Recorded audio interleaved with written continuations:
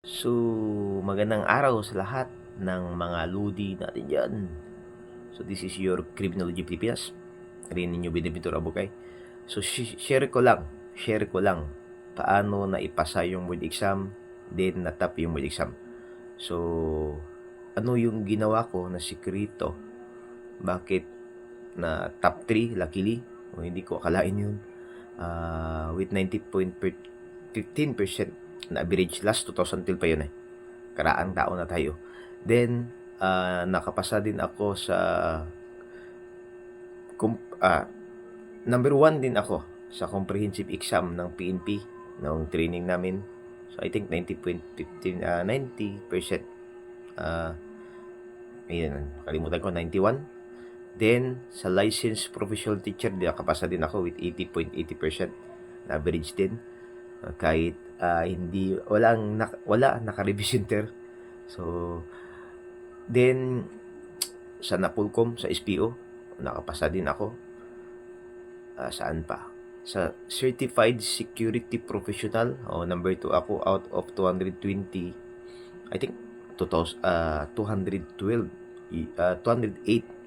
yung correct answer ko with 92 yung average. Then sa PNPA nakapasa din ako. So ano ba talaga yung pinaka sikreto paano mo maipasa yung board exam o yung maipasa yung multiple choice question?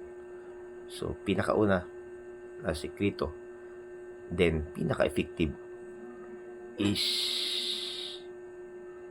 pag may difficult na mga questions, huwag mo munang ansira diyan. Kasi ang board exam is may time limit. So for example, sa board exam 3 hours o yung iba 2.5 hours pa.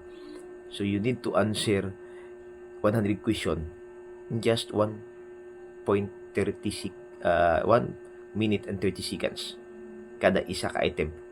So pag nagtagal ka sa difficult question, mahihirapan ka ng makakuha ng ibang item. So mahirapan ka na dyan. Mahirapan mo nang basahin yung ibang item.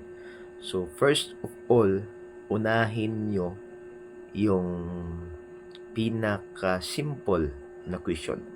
Yung kaya nyo lang ma-answer ng just 30 seconds. So if itong item na to is makaya nyong ansiran ng 30 seconds lang, unahin nyo yun.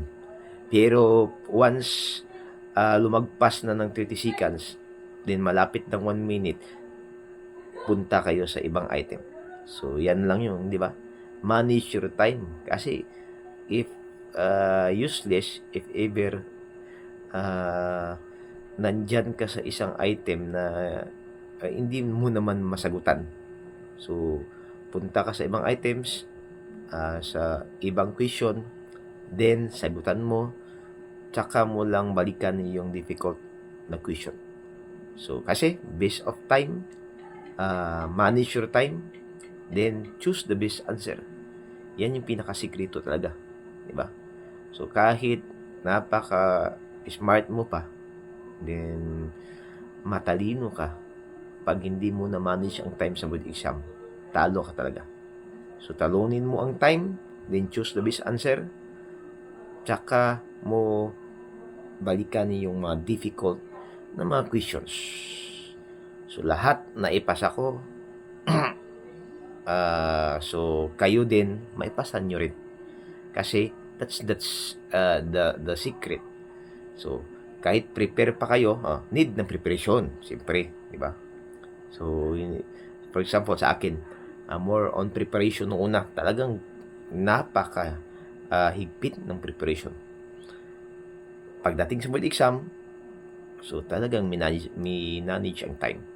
So kahit ibang mga board exam pa yan or ibang mga test or exam ba yan, that's just manage your time, then choose the best answer.